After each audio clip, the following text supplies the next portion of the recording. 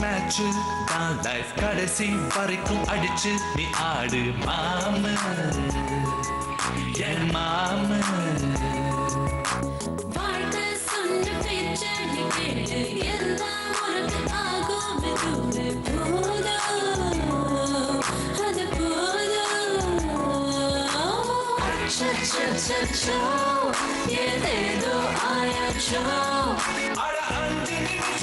இருந்த இன்பமும் பறந்து போயாச்சோ. அது பாவம் கொள்ளாதே நெஞ்சத்தை கிள்ளாதே அது பாவம் கொள்ளாதே.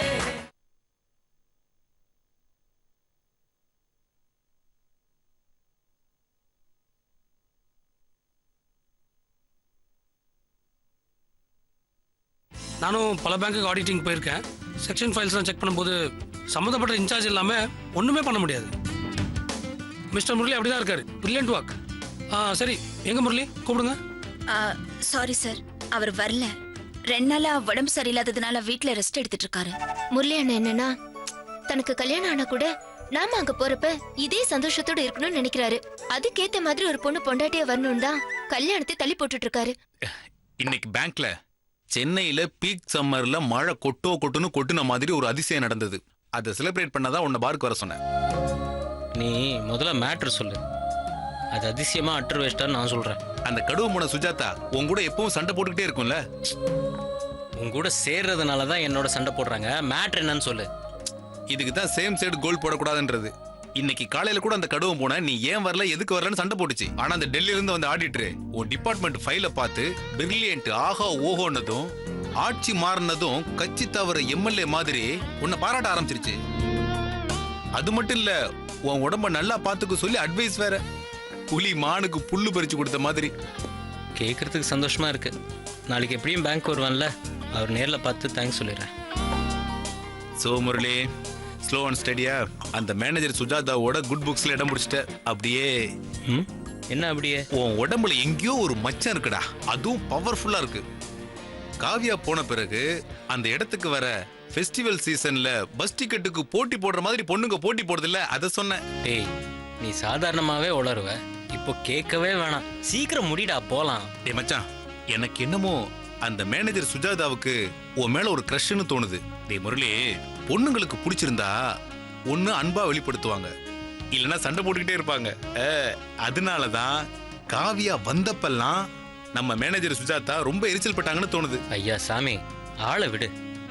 ஏற்கனவே இப்படி பேசி காவியா விஷயத்துல பட்டது போறோம். இன்னொரு விஷ பரீட்சைக்கு நான் தயாரா இல்லை. அதே மாதிரி சுஜாதா விஷயத்த வேற ஆங்கிள் பாக்குறத இதோட நிறுத்திக்கோ. அவங்களுக்கு எந்த ப்ராப்ளமும் இல்லாம வேலையெல்லாம் முடிஞ்ச சந்தோஷத்துல இப்படி எல்லாம் பேசியிருக்காங்க. இன்னும் நம்மளை கண்டா அந்த அம்மாவுக்கு கடுப்பு தான் வரும். கம்மிங் டு த பாயிண்ட், அந்த அம்மா ஏன் திடீர்னு அழகா தெரியணும்? ஒருவேளை டெல்லியில இருந்து வந்து ஆடிட்டர் காரணமா இருக்குமோ? அப்படி ஏதாவது இருந்தா பாவண்டா அந்த ஆடிட்டர் லைஃப். டார்ச் லைட்டுக்கு தாலி கட்டின மாதிரி ஆயிடும். மற்றவங்க கதை நம்மளுக்கு எதுக்கு? 1000 தலைவலி நமக்கே இருக்கு. மோரோவர் என்னை பொறுத்தவரை அடுத்தவங்களுடைய பர்சனல் விஷயங்கள் நம்ம பேசவே கூடாது. என்ன? சரிங்க குருவே. ஆமா, நாளைக்காவது பேங்குக்கு கண்டிப்பா வருவியா? இல்ல காவியா வருவான்னு பயந்துகிட்டு இன்னும் எத்தனை நாளைக்கு தலைமறைவா இருக்க போற? எல்லாமே பாசிங் கிளவுட்ஸ் மச்சி. வந்தா லட்டு, வரலன்னா போய்கிட்டே இருக்கணும். புரியுதா? நாளைக்கு அந்த ஆடிட்டர் வேற உன்னை பார்க்கணும்னு ரொம்ப ஆர்வமா இருக்காரு. சொல்ல மறந்துட்டேன் சிவா. நேற்று மத்தியானம் திடீர்னு காவியா வீட்டுக்கு வந்தா. இது வரைக்கும் வாங்கின காசு எல்லாத்தையும் திருப்பி கொடுத்துட்டா. என்ன கொடுக்காம போயிடுவாள?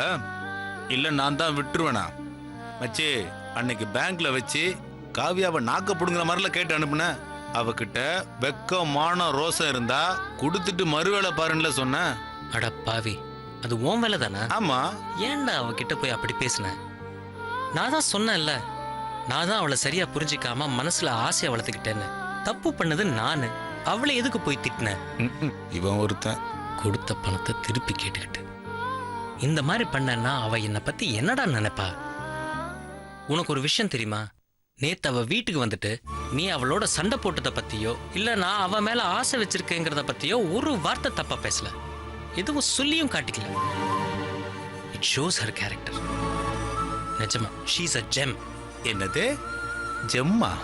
அப்படியே ஏதாவது ஜுல்ஸ்ல சொல்லி டாலர் ஒன்று செஞ்சு கழுத்துல மாட்டிக்க. டாக் லைசன்ஸ் மாதிரி. இவன் திருந்த மாட்டான். என்ன சொன்ன? ஒரு பீர் சொல்லுன்னு.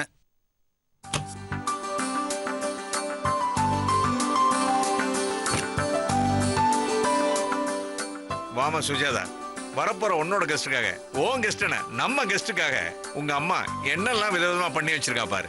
உங்க அம்மா மட்டும் என்ன கல்யாணம் பண்ணிக்காம ஒரு ஸ்டார் ஹோட்டல்ல செஃப்பா போயிருந்தா இன்னைக்கு இந்தியா ஃபுல்லா பாப்புலரா இருப்பா. பாரு என்னென்ன ஐட்டம் எல்லாம் செஞ்சு வச்சிருக்கா பாரு. இதுல ஏதாவது குறையனா சொல்லு, உடனே ரெடி பண்ணிடலாம். இத பாரு, ஸ்டார்டர் வாழைப்பூ வடை,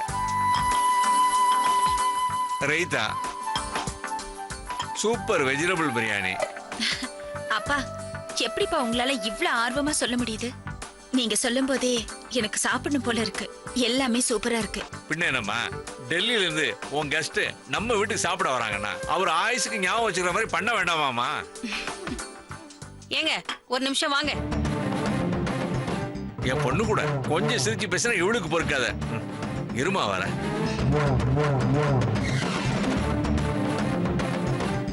வாங்க இங்க. ஏங்க உங்க மண்டையில ஏதாச்சும் இருக்கா? ஏற்கனவே அவதான் ஏதோ பித்து புடிச்ச மாதிரி அந்த ஆடிட்டர் வந்ததுல இருந்து ஆளே மாறி போய் கிடக்குறான்னா நீங்க அதுல இன்னும் கொஞ்சம் நெய்ய ஊத்தி ஏத்தி விட்டுக்கிட்டு இருக்கீங்க. விருந்துக்கு வரவன் நானும் சுஜாதாவும் விரும்புறோம், கல்யாணம் பண்ணிக்க போறோம்னு குண்டை தூக்கி தலையில போட்டாதான் உங்களுக்கு தெரியும். அப்புறம் நிஜமாவே 2 பேரும் ரோடு கடை போட்டுதான் பொழப்ப நடத்தணும். அதுக்கும் இவ கையதான் எதிர்பார்த்து நிக்கணும். நானே அவ என்ன பண்ண போறாளோன்னு 2-3 நாளா தூக்கம் இல்லாம தவிச்சு கிடக்குறேன். இதுல பெரிய விருந்த பத்தி டெமோ கொடுத்துக்கிட்டு இருக்கீங்க. ஏய், சும்மா வீணா பணத்தை எடுக்காத. அரண்டவங்கண்ணுக்கு இருண்டதெல்லாம் பேன்னு சொல்லுவாங்க. அப்படியெல்லாம் நடக்காது. நடக்காதுன்னு நீங்க சொல்றீங்க, ஒருவேளை நடந்துட்டா? நான் தான் அப்படியெல்லாம் நடக்காதுன்னு அடிச்சு சொல்றேன்ல. மீறி நடந்ததுன்னு வச்சுக்கோ, விட மாட்டேன்டி. என்னால ஒரு நல்லது பண்றதான் கஷ்டம், கெட்டது ரொம்ப ஈஸி. அப்ப தெரியும் இந்த விஸ்வநாதனை பத்தி. என்னை எப்படியெல்லாம் அவமானப்படுத்திருப்பா, விட்டுருவேன். என்னால ஒரு நல்லது பண்றதான் கஷ்டம், கெட்டது ரொம்ப ஈஸி. அப்ப தெரியும் இந்த விஸ்வநாதனை பத்தி. என்னை எப்படியெல்லாம் அவமானப்படுத்திருப்பா, விட்டுருவேன். விட மாட்டேன்டி, நீ தைரியமா போ.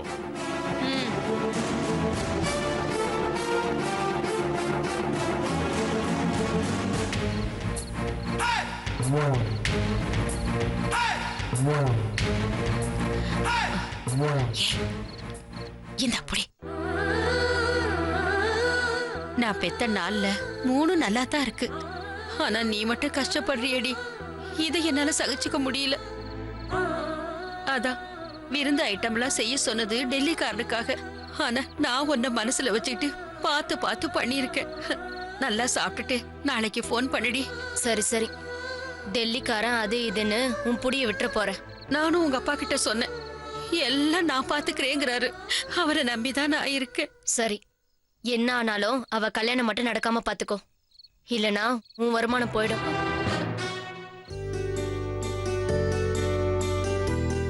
அக்கா, விஜி, இது என் அக்கா சுஜாதா தானா? திருக்கழங்குன்ற கழுகு கூட 5 நிமிஷம் 10 நிமிஷம் லேட்டா தான் வரும். இவனுக்கு மட்டும் எப்படித்தான் வேர்க்குதோ தெரியல. இவன் மூச்சில முடிச்சா அவ சொல்ற மாதிரி நடக்க கூடாதெல்லாம் நடந்துரும். இந்த சாரியில ரொம்ப அழகா இருக்கு. ஏன் கண்ணே பட்டுட்டும் போல இருக்கு. நான் போறதுக்குள்ள உனக்கு திருஷ்டி சுத்தி போடணும். அக்கா, இனி எப்பவும் இப்படியே இருக்கா? உன்னை இந்த மாதிரி பாக்குறதுக்கு என் மனசுக்கு ரொம்ப சந்தோஷமா இருக்கு தெரியுமா? ஏய், பின்பக்கம் என்னடி பண்ற? காக்கான்னு காக்காக்கு சோறு வைக்க போயிட்டியா? இருட்டுல காக்கா வெளியே இருக்காது, உள்ளதான் இருக்கும். சீக்கிரம் வா. சரி சரி, உங்க அப்பா கூப்பிடுறாரு, நீ கிளம்பு. ஏய் விஜி, என்ன இந்த நேரத்துல நீங்க வந்திருக்க? ஷேகர் ஏதாவது பிசினஸ் விஷயமா வெளியூர் போயிருக்காரா என்ன? இல்லக்கா, அவர் கிளையண்ட் மீட்டிங்காக போயிருக்காரு. நான் இங்க பக்கத்துல சாய்பாபா கோயிலுக்கு வந்தேன். இவ்வளவு தூரம் வந்துட்டு உன்னை பார்க்காம போனா எப்படி? அவர் வந்து என்ன பிக்கப் பண்ணிக்கிறேன்னு சொல்லிருக்காரு. ஆனா வந்ததுல உன்னை இப்படி பாக்குறதுல மனசுக்கு ரொம்ப நிறைவா, ஏன் சர்ப்ரைஸாவே இருக்கு. என்ன விசேஷம்க்கா? ஒன்னும் இல்ல, டெல்லியில இருந்து ஆடிட்டர் வந்திருக்காரு. சரி, தமிழ் ஆள் தான், ஆனா சின்ன வயசுலயே டெல்லியில செட்டில் ஆயிட்டாராம். வீட்டு சாப்பாடு சாப்பிட்டு ரொம்ப நல்லாச்சுன்னு சொன்னாரு. அதான் இன்வைட் பண்ணிருக்கேன் டின்னருக்காக. நான் என்ன நினைச்சேன்னா உன்னை யாரோ பொண்ணு பார்க்க வராங்கன்னு நினைச்சேன். இப்படி உன்னை பார்த்தாங்கன்னு வச்சுக்கோ, இந்த நிமிஷமே உனக்கு தாலி கட்டி கல்யாணம் பண்ணி கூட்டிட்டே போயிடுவாங்க. சி போடி. அதெல்லாம் ஒண்ணும் இல்ல. இது அபிஷியலா குடுக்கற டின்னர் தான். சரி பார்க்கலாம் பார்க்கலாம். என் மனசுக்குள்ள ஏதோ பச்சி சொல்லுது, நல்ல விஷயத்துக்கான ஆரம்பம் நடக்க போகுதுன்னு. எவ்வளவு நேரம் ஆனாலும் சரி, நான் இருந்து அவரை பார்த்துட்டு தான் போறேன்.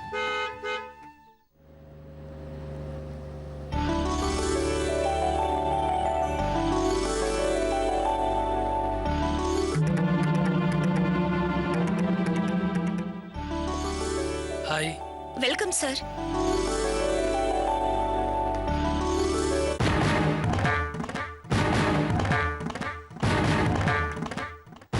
Hi Sujatha, this is my cousin Ramya. Oh hello. Hello.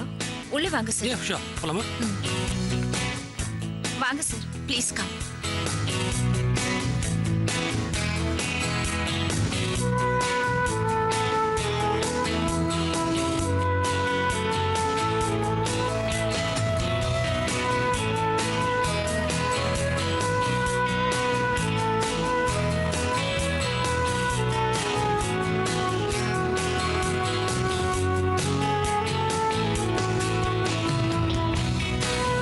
போதும்.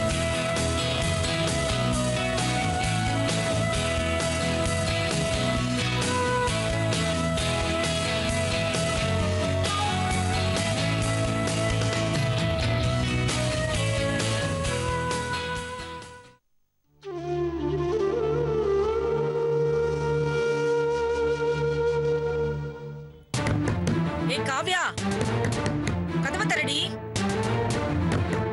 காவ்யா,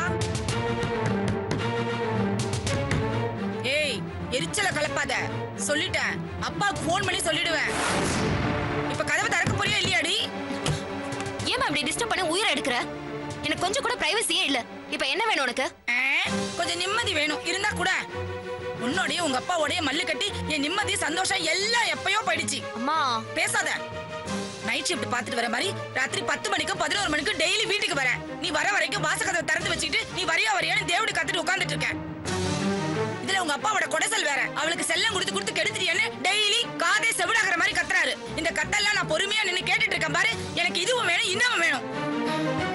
டெய்லி ராத்திரி லேட்டா வருவாள. இன்னைக்கு 4 மணிக்கே வந்து ரூம் கதவை சாத்திட்டு உள்ள உட்கார்ந்துட்டு இருக்காள. ஐயோ பாவம், தலை வலிக்குதோ இல்ல உடம்பு ஏதோ சரியில்லையோன்னு கேட்டா உயிர் எடுக்கிறேன். நான் கேக்குறேன். பாரடி, பசிச்சா வந்து சாப்பிடு, இல்ல நீ ஆச்சு உங்க அப்பா வச்சு பாரு.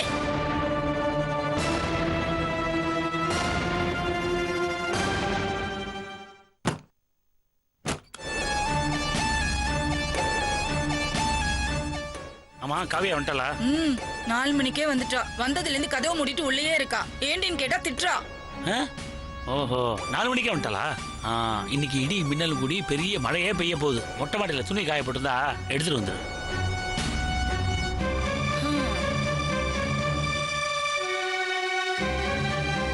காவியா, ஏ காவியா, கதவை தரடி. ஏய் காவியா.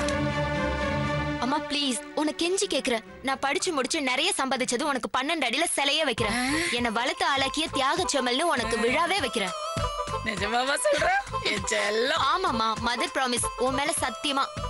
அம்மா என்ன கொஞ்ச நேரம் தனியா இருக்க விட.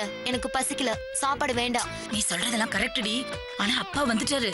நீ சகஜமா வந்து அவர்கிட்ட பேசலனா என்னாச்சு ஏதுன்னு சந்தேகப்பட்டு உன்னை விடிய விடிய குறைஞ்சுக்கிட்டே இருப்பாரு. இது உனக்கு தேவையா?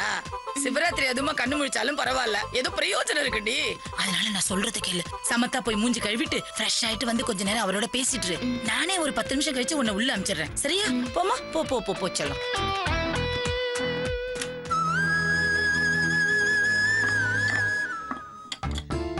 உட்காருங்க.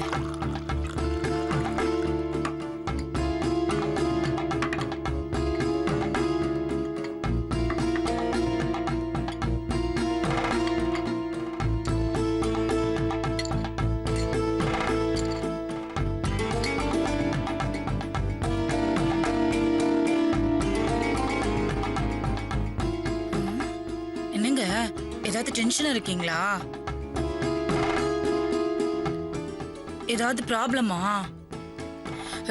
இல்லைங்க, சாப்பிடாம ஏதோ யோசனையா இருக்கீங்களே, அதான் கேட்டேன். எங்க உன் இளவரசி சாப்பிட வரலையா? குளிச்சிட்டு இருக்கா, இப்ப வந்துருவாங்க. உன் பொண்ணு மறுபடியும் அவ திருவிளையாடல ஆரம்பிச்சிட்டா. எனக்கு வர்ற கோபத்துக்கு பையனை இருந்தா பின்னி எடுத்திருப்பேன். பொண்ணாச்சேன்னு பொறுமையா இருக்கேன். என்னங்க ஆச்சு? சொல்லும் போதே படபடப்பா இருக்க. காலேஜ்ல ஏதோ தப்பு பண்ணிட்டாளா? அந்த மாதிரி பண்ணியிருந்தா கூட ஒரு பிரச்சனையும் இல்லையே. இன்ஸ்டால்மெண்ட்ல எல்லாம் என் மானத்தை வாங்குறா. இன்னைக்கு ஒரு இம்பார்ட்டன்ட் மீட்டிங், ஒரு முக்கியமான ஆளோட ஹோட்டல்ல லஞ்ச் சாப்பிட போயிருந்தேன். இன்னைக்குன்னு பார்த்து கிரெடிட் கார்டு பவுச் வேற நான் எடுத்துட்டு போல. மீட்டிங் முடிச்சுட்டு பில்லு கொடுக்கறதுக்காக நான் பர்ஸ் எடுக்கிறேன். பர்ஸ் காலியா இருக்கு. அது வேற ஸ்டார் ஹோட்டல். நான் முழிச்ச மொழியை பார்த்துட்டு அந்த ஆளே பில்லை கொடுத்துட்டு போனார். எனக்கு ரொம்ப அசிங்கமா போச்சு. இந்த இடியட்டுக்கு பணத்தை எடுக்காதுன்னு எத்தனை தடவை சொன்னாலும் ஏன் புரிய மாட்டேங்குது அவளுக்கு? இதை இப்படியே விட்டோம் இன்னும் அசிங்கப்படுவோம். கூப்பிட அவளை. காவியா, ஏ காவியா, வெளியில வாடி. ஏ காவியா, அப்பா கூப்பிடுறாரு, வாடி. இங்க பாரு, இன்னைக்கு ராத்திரி முழுக்க நீ கூப்பிட்டாலும் அவ வெளியே வரவே மாட்டா. நாம இப்ப எது கூப்பிடறோம்னு அவளுக்கு தெரிஞ்சிருக்கும். காலையில எப்படி வெளில வந்துதானே ஆகணும். இத்தனை நாள் நடந்தது வேற, நாளை காலைல நடக்க போறத பாரு. அவ லைஃப்லயே மறக்க மாட்டான் பாரு.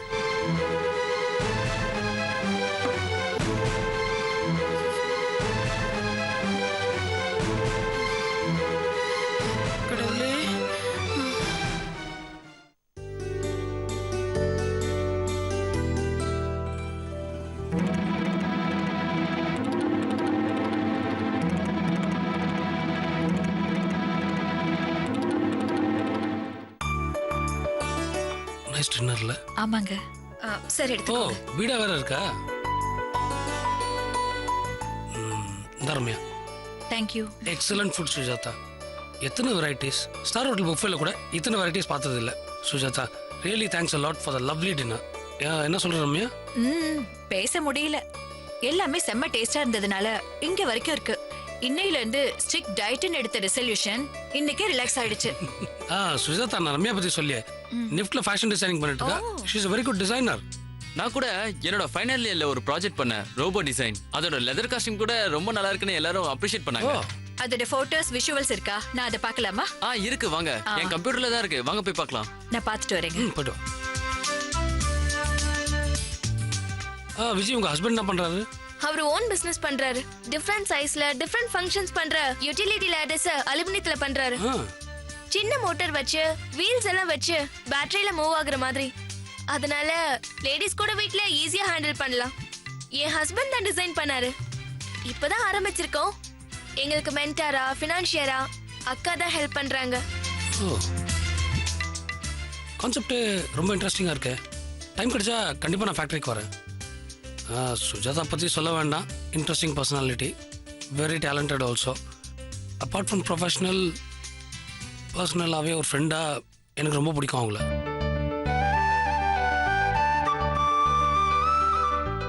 நான் ஏதோ சும்மா பேச்சுக்காக சொல்கிறேன்னு நினைக்காதீங்க. நிஜமாவே உங்கள் ஹஸ்பண்ட் பண்ணுற ப்ராடக்ட் என்னை ரொம்ப இம்ப்ரெஸ் பண்ணியிருக்கு. கையோட ஒரு வெல் டிராஃப்டட் ப்ராஜெக்ட் ஒன்று ரெடி பண்ணி சுஜாதா மூலியமாக என்கிட்ட கொடுங்க. ஃபியூச்சர்ல பேங்க்ல தான் லோன் அரேஞ்ச் பண்ண முடியுமான்னு நான் பார்க்கறேன். சரி. It's getting late. Sir, Ramya, இதோ வரேங்க. நாளைக்கு காலைல கொஞ்சம் பேங்க்குக்கு சீக்கிரம் வந்துங்க. ஒர்க்லாம் கொஞ்சம் சீக்கிரமா முடிச்சிடலாம். ஷூர் சார், நான் வந்துடுறேன். போலாமா? அப்பா அம்மா கிட்ட சொல்லுங்க. Definitely sir. Thanks for coming. போயிட்டு வரேங்க. பை. வரேன். பை.